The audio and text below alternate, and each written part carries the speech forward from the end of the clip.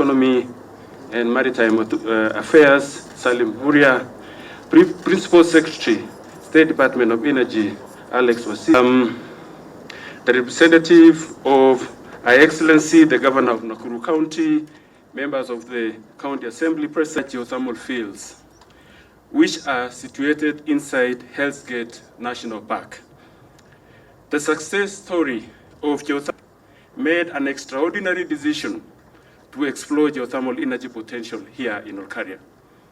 Your Excellency, with a third unit of 45 megawatts Olkaria 1 geothermal power plant coming online, has increasingly resulted in Kenya generating a total of 799 megawatts from geothermal in Kenya at number 7 globally in geothermal development. Your Excellency, we have 5 conventional geothermal power stations in project financing from KfW alone for hydro and geothermal power development projects. That include hydro, we have 4 power plants, which is 45 megawatts, Olkaria 1 unit number 6. Of importance to note is that all these projects mentioned are all green. And today, prospects in Rwanda. We have a huge geothermal potential of up to about 10,000 megawatts in the Rift Valley in Kenya. Of these, we have only exploited. Olkaria is an expression of Kenya's strong leadership in climate protection. It is also a testimony of Kenyan and German cooperation. Germany is, because of this, proud to have supported this facility financially and with know-how. Kenya and Germany have entered a climate and development partnership, support Kenya in reaching 100% renewable energy supplies, and also support the country's adaptation to climate change.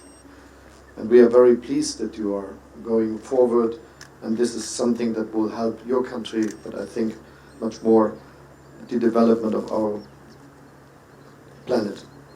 I'm glad that we will continue our support by providing financing for an upgrade of the turbines of Olkaria.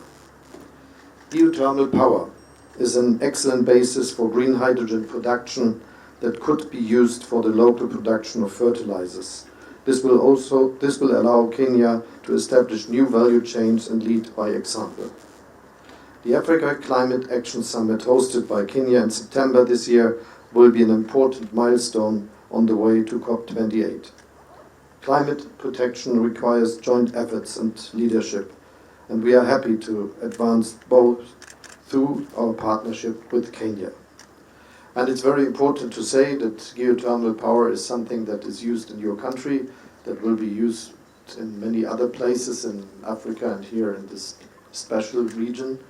But it is also something that we can use in Germany, and we will do so, because there is a lot of potential for this way of producing energy in a climate-friendly way. And aside of wind turbines and solar power, it is important that we have this chance. So I'm very happy to be here, to see the site, to look at how it works, and I'm very happy about our cooperation. Thank you. Cooperation long live the International Conference for the Great Lakes region. Thank you. Thank you very much, Your Excellency. This is the ceremony. Protocol, kindly guide the heads of the delegations where we are going to have the group photo. I thank you very much.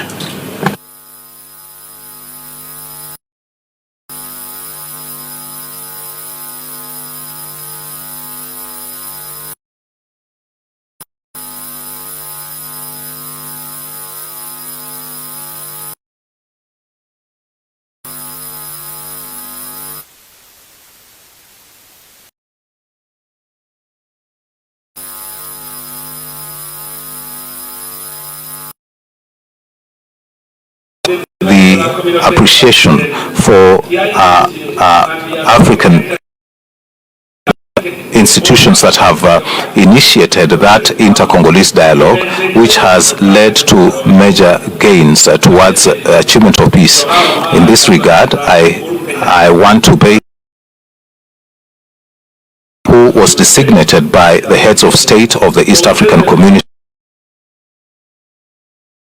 for the great efforts that have been put into achieving peace. The great supplement, UN, African Union, SADC, important contribution for the implementation. Your Excellencies here present as a representative of these you and encourage you to continue. I will not forget to underscore the business that characterize the region, as well as illicit and illegal exploitation, continue to exacerbate the problems in the region. Of negative forces,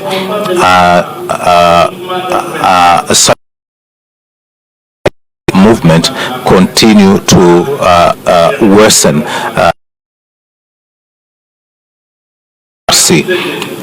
Against all these challenges, this that has led to the process to support the Nairobi process in order to avoid the situation and normalization of the situation of the same vein. In the same vein,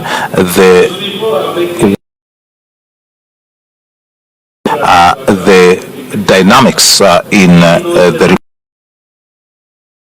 who are not just a member and a player of the framework agreement really makes us suffer of this instability in Sudan. And so I call up is concerned to immediately cease these hostilities and to commit of peace and negotiation in order to restore peace. Efforts by the international community, among them the African and stability in Sudan. Excellencies, ladies and gentlemen, we are called upon as Africans to find to African problems. In the same vein, we need to find regional problems. Ladies and gentlemen, this region has always been has always shown its capacity to find or go back to peace. As such, I can say through His Excellency Yoweri Museveni, our wide and has led a number of initiatives as a witness over these. There has been a successful peace process in Burundi as a very important player in the pursuit of our brothers and the citizens of the country. I believe that in this region, Burundi is the only period of conflict and violence perpetuated various groups since independence, and no one thought that over time going to be experiencing peace. This is a country that has and persecutions and violations of human over decades. It was even one's own people, but over time we have achieved national unity and a very favorable environment in the country. It's a country whose authority of state, its people over decades, and very few cases of lack of confidence. A living witness that and have worked over years. wish to reiterate the gratitude of the Burundians people in one way or the other to restore peace through the regional initiative for peace in Burundi, with of our elder wise brother, His Excellency